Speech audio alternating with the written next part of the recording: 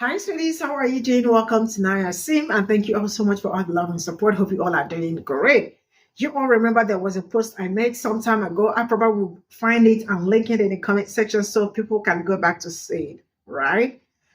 Black people saying that they would rather work with punk-colored men than working with punk-colored women. They actually get their reasons for that, right? So the woman that actually started the post, and she has been like getting lots of some wild messages. You all know how they could be, so now what they did, because I saw most of the comments, some colored women actually came out to say, why is it that this video is still like up and all that, and why would you people like say that you would rather work with white men than working with us? I mean, why would you guys say that? Like, you all are discriminating, right? Guess what they did? They got themselves and brought the lady's account down by mass reporting, and she also got demonetized, right? And now one of them, not people that look, one of them also came out to explain why they are very difficult to work with. How 1 minute they are very uncomfortable with you just for no reason, just probably because they do not want you around, or because they think it is their world, because everything is always all about them. I mean, they always want the attention to be on them. You know what? Let's just get into this.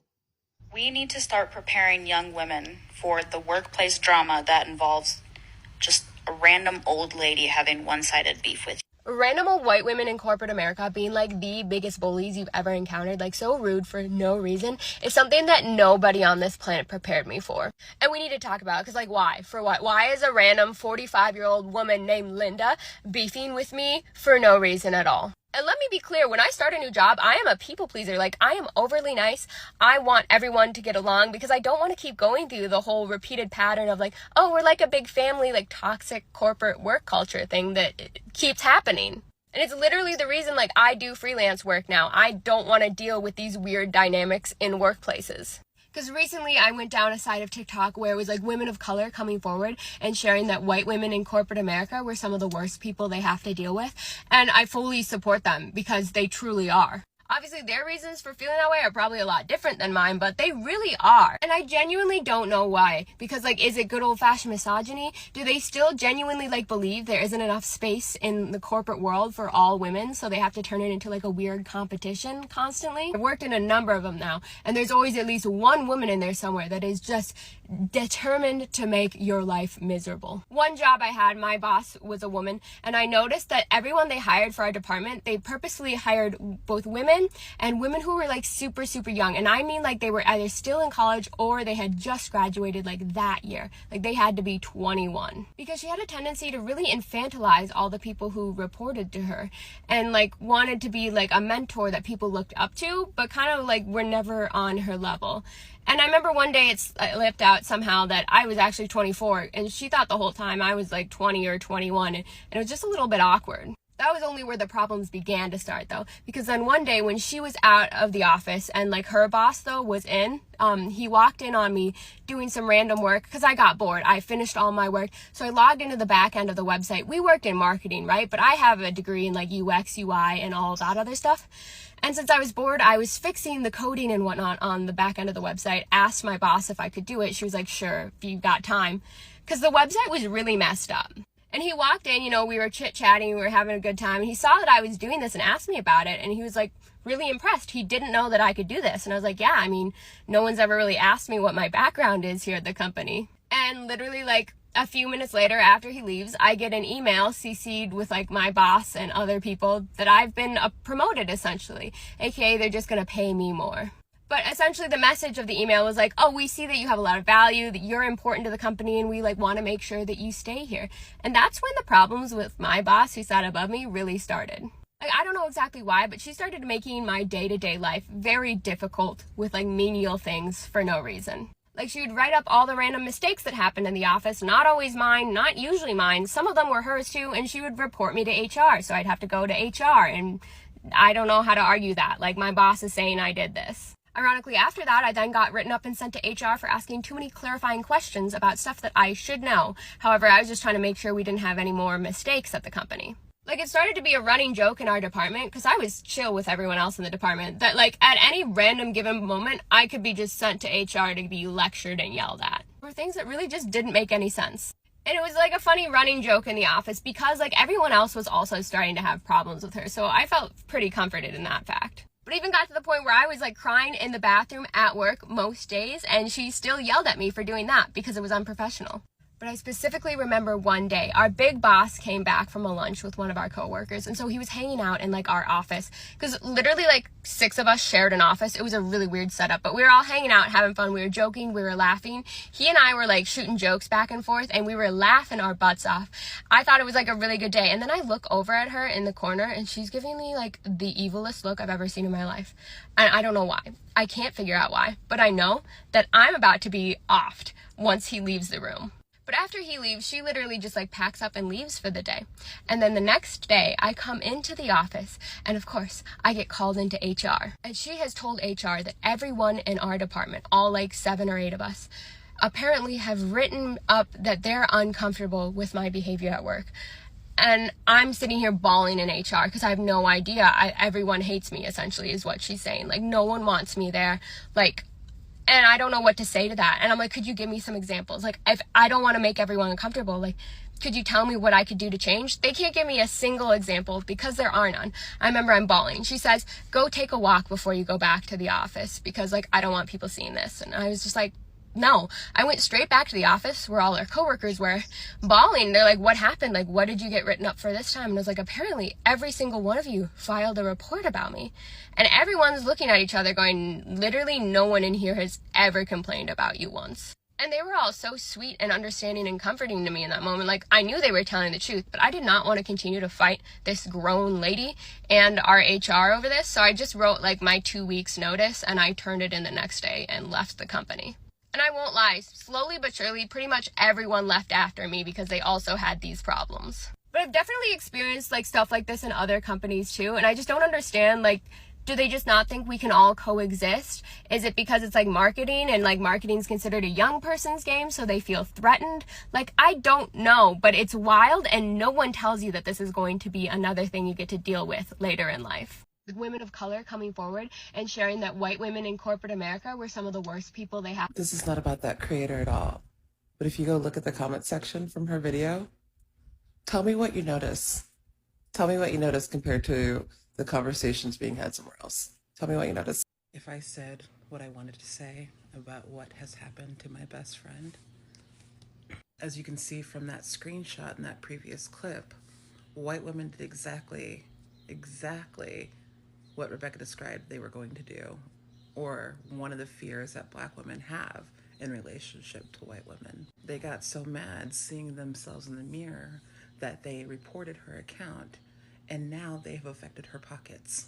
One of the very reasons why white women said they would choose the bear is the way that they abuse women.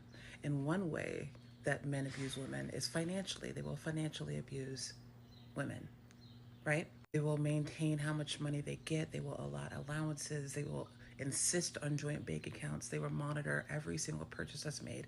They will financially abuse that woman that they're with to let them know they're in control, that anytime they get out of pocket, they can say, here's your money. I'm taking your money away. And that's what those white women did, because Rebecca told them that we are fearful of the abuse that they cause us. They did the exact thing, the very thing. Those women fucked with my best friend, and y'all know how I feel about that. So for the white women that are following us, that have always asked, what can we do to help? For the white women that are just so confused on how they can participate and what they should do, join her Patreon. Join her Patreon, tell your friends to join her Patreon, support her for the education that you get from her.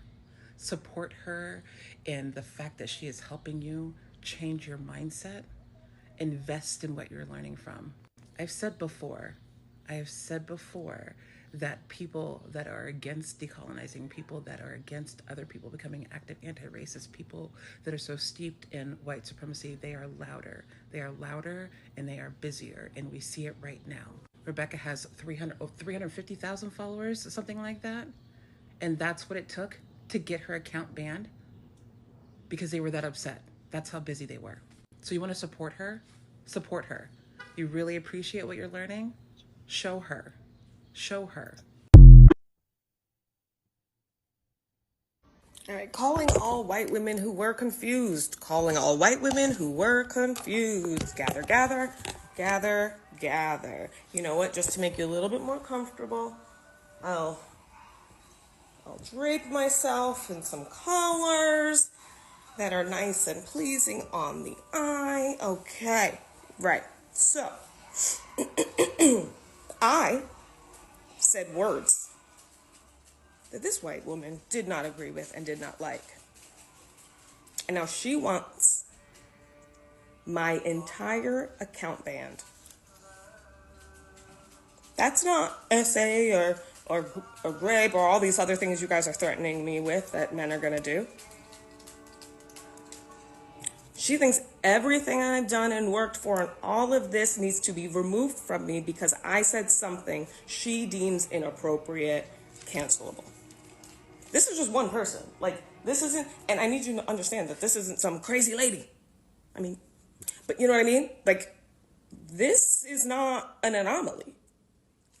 And then they'll tell me that, what are you talking about? It's just bitchiness, cattiness, all these like women words you think, and it's just racism.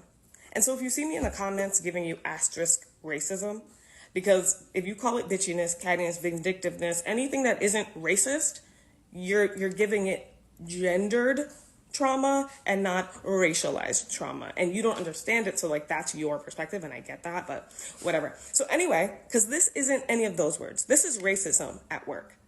And I don't need to give you stats or whatever, or violence, crime statistics about how men and bears and all that shit. It's as simple as this. Y'all are the police. You are the polite police. You're the police. They don't come without you. They don't exist without you. Get the origin of police together in your brains, right? Is to protect white women from the big bad blacks. So this is how you help us. You make sure this don't happen, because I'm going to tell you, I'm not making back up. So y'all come together, unite, and be in solidarity with me, or the thing that happens to all of us is going to happen to me.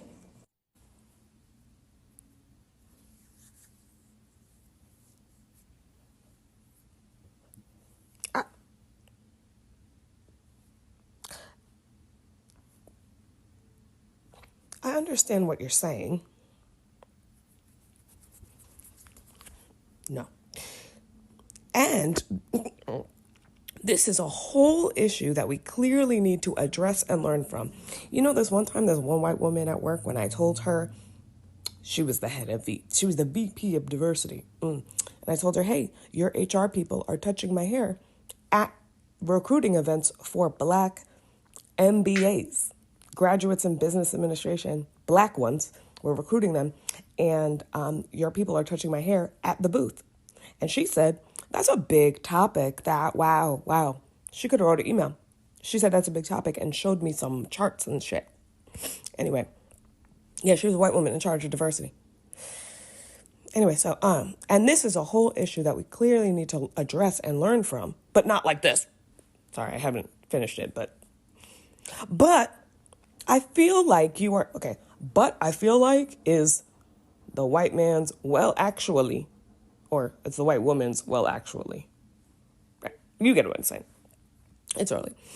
But I feel like you are excluding Black women in this conversation. You're concerned about Black women. You're coming to me to be concerned about Black women. Even though all of us women face this bear versus man. What the fuck? What I think you're trying to say is that when I said, hey, white women, you're getting excited about bear versus man, that I thought Black women weren't a part of bear versus man, but that's not true because we're women. Oh my God. I just saw white women getting a little excited, and I thought maybe they were thinking that there was a topic and a whole issue that clearly needed to be addressed and learned about. But somehow it's more important. Oh my God. So this is all I got from those stitches, and you all remember the I mean, it's the story is crazy, but the biracial woman, actually, I call her Black woman because she is, I've known her for a longer time and her content is all centered in Black community and all that. So you all remember what has been going on. I mean, Black women saying that they would rather work with white men than white women, right? So the controversy actually stirred up at I mean, for some, I think since last week, and it's been causing a lot of problem to the extent that most of them actually came together and said that they were going to report her account. And they were even saying it in the comment section. Why is her account still up? I mean, it's time for them to do something. And they brought themselves together and brought her account down. As I speak to you, her account is down. They also demonetized her. So that also got her really wondering if what she said was maybe she was lying or maybe she's and as you all can see, her fellow pop colored woman also confirmed it.